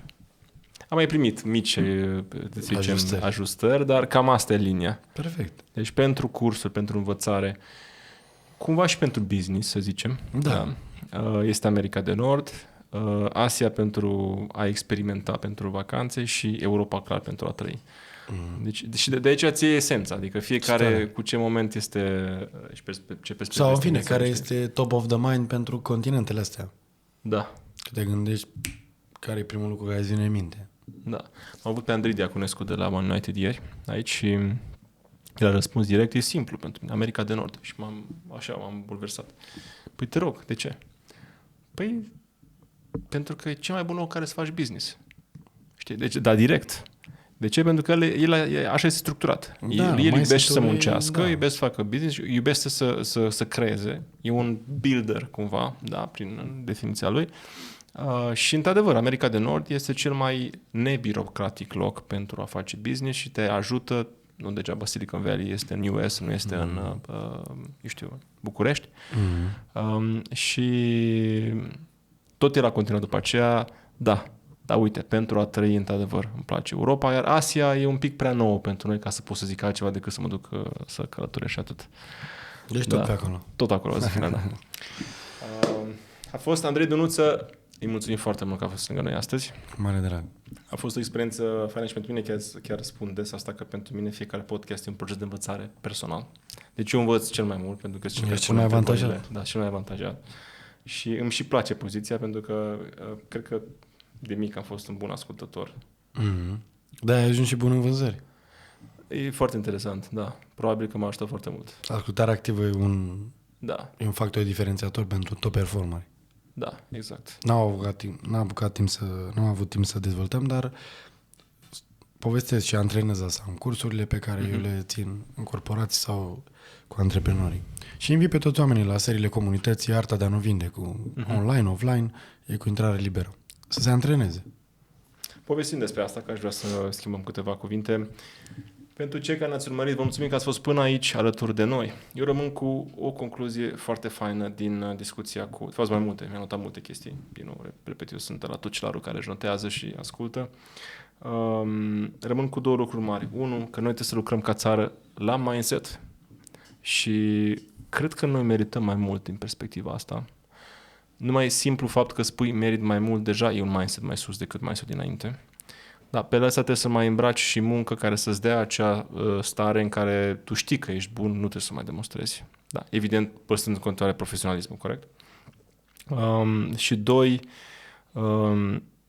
această întrebare, ce este important pentru tine, puncte, atunci când sau în situația asta sau așa mai departe, care eu cred și avem și noi prin template-ul noastre de sales, este cea mai puternică întrebare care poate să existe în vânzări. Da.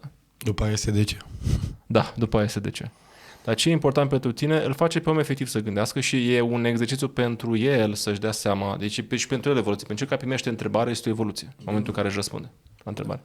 Deci clar te conectează instant. Dacă cineva te întreabă lucrul ăsta, înseamnă că îi pasă cu adevărat și deja te-a câștigat. Deci eu iubesc cumva contrar la ceea ce ai spus tu, eu iubesc să am în față un vânzător care să-mi pună astfel de întrebări. Când m-a întrebat doctorul de pe părinții și străbunicii, bunicii și străbunicii mei, am zis, am un profesionist de față, trebuie să-i răspund. Adică deja e o experiență pentru mine, deja îmi place de el, știi? Andrei, îți las ție ultimul cuvânt, pentru că mi se pare că l-ai câștigat dinainte de a fi aici, dar dat în plus îl meriți și please do it. Cred că orice facem în viața asta, facem vânzări, indiferent că suntem părinți, manageri, lideri, antreprenori, iubiți, neiubiți, sau iubiți. în fine oameni de vânzări în sine. Și că e important să înțelegem că oamenilor nu le place să li se vândă, dar iubesc să cumpere. Dacă ne antrenăm frumos, corect, antrenamentul bate talentul. Subscriu. Pavel Nedved, Roger Federer, Andrei Dănuță, Daniel Tudor. Să avem mult succes în tot ceea ce facem și să fie vânzări. Să fie vânzări, da. Toate bune. Ciao.